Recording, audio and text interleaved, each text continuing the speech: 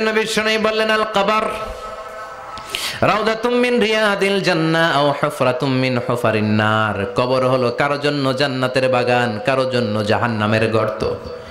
আমরা বলি আল্লাহ আমাদের কবরটারে জান্নাতের বাগান বানাও, আমিন। আর জোরে পড়েন আমিন। আবার বিষ্ণু বললেন ইন্নাল কবর আউয়াল মানজিল মিন মানাজিলিল আখিরাহ। কবর হলো আখিরাতের মঞ্জিলগুলোর প্রথম মঞ্জিল। আখিরাতে একটার পরে একটা অনেকগুলো স্টেশন আপনাকে পার হতে হবে। প্রথম স্টেশনটার নাম হলো কবর। প্রথম স্টেশনের নাম কি? এই কবর নামক স্টেশনে যদি আপনি মাফ পেয়ে যান, সামনের সব স্টেশনগুলোতে মাফের ব্যবস্থা করবে কে? আল্লাহ। আর কবর নামক স্টেশনে যদি ধরা খেয়ে যান, আপনার মায়ের আছে না নাই? লাশটাকে যখন রাখা হয়, লাশটা চিনে কে আমারে রাখলো, কে আমাকে ধৌত করলো, কে আমারে কাফন পড়ালো। এজন্য কবরের আযাব থেকে বিশ্বনবী পানাহ চেয়েছেন। বিশ্বনবী বলেছেন আল্লাহুম্মা ইন্না নাউযু বিকা মিন আযাবিল কবর। ও আল্লাহ, কবরের আযাব থেকে তুমি আমাদেরকে বাঁচাও। পড়েন আমিন। কবরে মুমিনদেরকে 4টা প্রশ্ন করা হবে, কাফিরদেরকে 3টা প্রশ্ন। চিৎকার করে বলেন মুমিনের প্রশ্ন কয়টা? আর জোরে বলেন। প্রথম প্রশ্ন মার রব্বুক, তোর রবের নাম কি? আমরা কি বলবো? আল্লাহ আমারে রব, এই রবি আমার সব, দমে দমে তনু মনে তারি অনুভব। আল্লাহ আমারে রব, এই রবি আমার সব। পড়েন আমিন। দ্বিতীয় প্রশ্ন আমার দিন, উত্তর দিনের নাম কি, ধর্মের নাম কি?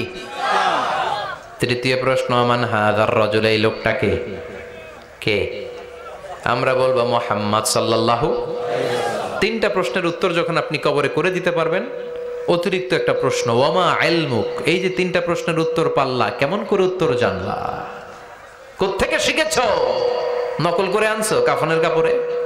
পরীক্ষার হলে নকল আছে না নাই? হাতে নকল আছে না? পায়ে নকল, মোজার ভিতরে নকল আছে না নাই? মোবাইলে নকল আছে না নাই? নকল থেকে আল্লাহ তুমি বাঁচাও। আরো আস্তে কোন আমিন। কিভাবে জানলা? কেমন করে 3টা প্রশ্নের উত্তর শিখলা? What is the source of your knowledge? তথ্যসূত্র কি? আপনাকে বলতে হবে আমি যেই কিতাবটা থেকে শিখেছি কিতাবটার নাম কি? চিল্লায় বলেন কি নাম? আসে আর চলে যায়। প্রতিদিন মাইকে অ্যানাউন্স শুনি অমুক এলাকার অমুক লোক নাই। দাদা গেল, বাবা গেল, বড় ভাই গেল, আত্মীয় স্বজন গেল, আমাকেও যেতে হবে, এই চিন্তা মাথায় নাই। চিল্লায় এখন ঠিক কিনা? এজন্য লাইফটা হলো one time, one chance. Second কোনো চান্স আপনাকে দেয়া হবে নাকি? কাফেররা বলবে ইয়া রাব্বি আরেকটা সুযোগ দেন। লাউ আন্না লানা কাররা ইয়ানি মাররা, আল্লাহ আরেকটা সুযোগ যদি পেতাম দুনিয়াতে ভালো করে আসতাম। আল্লাহ বলবেন ইন্নাহা কালিমাতুন কাইলুহা, এটা শুধু তাদের মুখের কথা, তাদেরকে আবার সুযোগ দিলেও তারা কিচ্ছু করবে না। চিল্লায় এখন ঠিক কিনা? এজন্য একটা চান্স আমরা পেয়েছি, এই দুনিয়ার ওয়ান চান্সে আমরা ভয় পাবো একজনকে। চিল্লায় বলেন তিনি কে? আল্লাহ। এজন্য যেতে আমাদেরকে হবে। এই মরণ থেকে পালানোর কোনো সুযোগ কেউ পালাতে পারে নাই। এই মরণ হলো আখিরাতের প্রবেশদ্বার। মরণ নামক পালকিতে চড়ে আমরা কবরের ভেতরে ঢুকি। মরণ হলো প্রথম পর্ব, কবর হলো দ্বিতীয় পর্ব। জোরে কোন ঠিক কিনা? এজন্য বিষ্ণু বললেন আল কবর রাউদাতুম মিন রিয়াদিল জান্নাহ আও হুফরাতুম মিন হুফারিন নার। কবর হলো কারো জন্য জান্নাতের বাগান, কারো জন্য জাহান্নামের গর্ত। আমরা বলি আল্লাহ আমাদের কবরটারে জান্নাতের বাগান বানাও, আমিন। আর জোরে পড়েন আমিন। আবার বিষ্ণু বললেন ইন্নাল কবর আউয়াল মানজিল মিন মানাজিলিল আখিরাহ। কবর হলো আখিরাতের মঞ্জিলগুলোর প্রথম মঞ্জিল। আখিরাতে একটার পরে একটা অনেকগুলো স্টেশন আপনাকে পার হতে হবে। প্রথম স্টেশনটার নাম হলো কবর। প্রথম স্টেশনের নাম কি? এই কবর নামক স্টেশনে যদি আপনি মাফ পেয়ে যান, সামনের সব স্টেশনগুলোতে মাফের ব্যবস্থা করবে কে? আল্লাহ। আর কবর নামক স্টেশনে যদি ধরা খেয়ে যান, আপনার মায়ের আছে না নাই? লাশটাকে যখন রাখা হয়, লাশটা চিনে কে আমারে রাখলো, কে আমাকে ধৌত করলো, কে আমারে কাফন পড়ালো। এজন্য বিষ্ণুই বলেছেন মুমূর্ষের সামনে বসে বসে পড়ো লা ইলাহা ইল্লাল্লাহু মুহাম্মাদুর রাসূলুল্লাহ লাকিনু মাউতাকুম লা ইলাহা ইল্লাল্লাহ। মুমূর্ষের সামনে দাঁড়িয়ে দাঁড়িয়ে পড়ো লা ইলাহা ইল্লাল্লাহ। এই লা ইলাহা হচ্ছে জীবিতদের জন্য কালিমা, আর আমরা মরার পরে এই জিকির করি, ঠিক কি না? আমাদের দেশের অনেক জায়গায় লাশ নিয়ে কবরে যাওয়ার সময় লা ইলাহা পড়ে না। না, এটা আগের জিকির, মরার আগের জিকির। মরার আগে আপনাকে অ্যানাউন্সমেন্ট দিতে হবে আল্লাহ ছাড়া কোনো ইলাহ নাই, বিশ্বনবী হচ্ছেন শেষ নবী এবং রাসূল। চিল্লায় বলেন ঠিক কি না? লাশটাকে যখন রেখে দেয়া হয়, বিশ্বনবী যত মানুষকে কবরে রেখেছেন তারপরে দাঁড়িয়েছেন আর বলেছেন ইস্তাগফিরু লিআখিকুম, তোমার ভাইদের জন্য তোমরা দোয়া করো। ফাইন্নাহুল আনা ইউসআল, এখনই তাকে কবরে সওয়াল করা হবে। কবরে প্রশ্ন আছে না নাই? কথা বলেন। বিশ্বনবী খাদিজাতুল কুবরা, ওনার প্রথম স্ত্রী খাদিজাতুল কুবরা তাহেরাকে কবরের মধ্যে রেখে দিয়ে কাঁদতে শুরু করলেন, চোখের পানি ছেড়ে অনেক দোয়া করলেন। দোয়া শেষে সব সাহাবারা ঘরে ফিরে যায়, বিশ্বনবী যায় না। সাইয়েদনা আবু বকর বললেন, ও নবী চলেন ঘরে যাই, অনেক তো দোয়া করলেন। বিশ্বনবী বললেন, আবু বকর তুমি যাও, আমি যাব না। এইটা সাধারণ মহিলা না, এটা বিপদের দিনের সঙ্গিনী খাদিজা। মক্কায় যখন আমার কেউ ছিল না, খাদিজা আমারে ভুলে নাই। 3 বছর কাফিররা আমাকে জেলখানায় বন্দি রেখেছে, নাম শিয়াবে আবি তালেবের জেলখানা।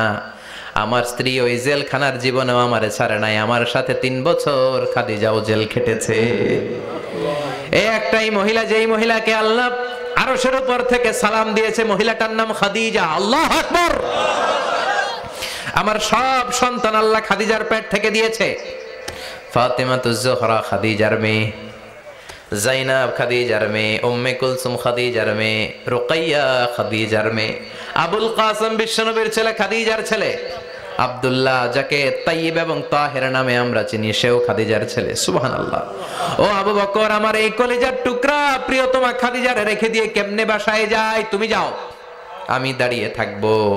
এখনই মুনকার নাকির এসে খাদিজারে প্রশ্ন করবে, আমি দেখব খাদিজা উত্তর দিতে পারে কিনা। আর প্রশ্নের উত্তর যদি ভুল করে ফেলে, কবরের উপর থেকে আমি নিজে প্রশ্নের উত্তর দিয়ে দেব।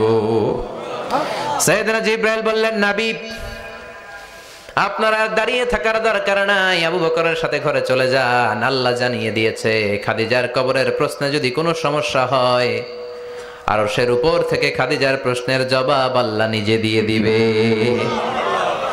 এজন্য কবরের আযাব থেকে বিশ্বনবী পানাহ চেয়েছেন।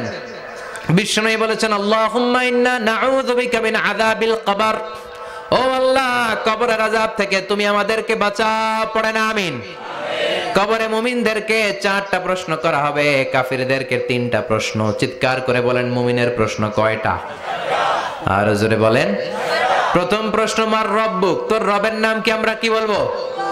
আল্লাহ আমারে রব, এই রবি আমার সব, দমে দমে তনু মনে তারি অনুভব। আল্লাহ আমারে রব, এই রবি আমার সব। পড়েন আমিন। দ্বিতীয় প্রশ্ন, আমার দিন, উত্তর দিনের নাম কি? ধর্মের নাম কি? তৃতীয় প্রশ্ন, আমান হাযার রাজুল, এই লোকটাকে কে? আমরা বলবো মুহাম্মদ সাল্লাল্লাহু।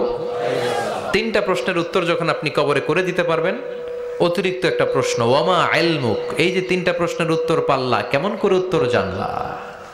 কোত্থেকে শিখেছো? নকল করে আনছো কাফনের কাপড়ে? পরীক্ষার হলে নকল আছে না নাই? হাতে নকল আছে না? পায়ে নকল, মোজার ভিতরে নকল আছে না নাই? মোবাইলে নকল আছে না নাই? নকল থেকে আল্লাহ তুমি বাঁচাও। আরো আস্তে কোন আমিন। কিভাবে জানলা? কেমন করে 3টা প্রশ্নের উত্তর শিখলা? What is the source of your knowledge? তথ্যসূত্র কি? আপনাকে বলতে হবে, আমি যেই কিতাবটা থেকে শিখেছি কিতাবটার নাম কি? চিল্লায় বলেন, কি নাম? এই কিতাবটা হলো কোরআন। আপনাকে বলতে হবে, কোরআন থেকে আমি শিখেছি, বিশ্বনবীর হাদিস থেকে আমি শিখেছি। 4টা প্রশ্নের উত্তর যখন পারবেন, ফেরেশতারা বলবে আহলান সাহালান, খুশ আমদেদ, কংগ্রাচুলেশন, বাহ বাহ, তুমি তো চমৎকার পেরেছো। ফায়ুফসাহু লাহু কবরুহু ৭০ যিরাআন, মুমিন বান্দার কবরটা ৭০ হাত লম্বা করে দেয়া হবে। ইফতাহু লাহু বাবুন ইলাল জান্নাহ, জান্নাতের দিকে তার কবর থেকে একটা দরজা বানিয়ে দেয়া হবে। জান্নাতের সুঘ্রাণ ঠান্ডা বাতাস এসে তার কবরের ভিতরে ঢুকতে শুরু করবে। ইলবাসু লিবাস মিন আহলিল জান্নাত, জান্নাতীদের পোশাক তার গায়ের মধ্যে পরিয়ে দেয়া হবে। আল্লাহু আকবার। আর বলা হবে, নাম কানাউমিল আরুস, বাসর রাতে বর যেমনি কনেকে নিয়ে ঘুমিয়ে যায়, তুমিও একটা ঘুম দাও। আলহামদুলিল্লাহ পড়ে। মুমিন বান্দা আনন্দের একটা ঘুম দিবে। ইসরাফিলের সিংগার আওয়াজ ছাড়া পৃথিবীর কোনো কিছুই তার এই ঘুম ভাঙতে পারবে না। আল্লাহ আমরাও যেন সেদিন কবর একটা মজার ঘুম দিতে পারি, তুমি তৌফিক দাও। জোরে পড়ো না আমিন।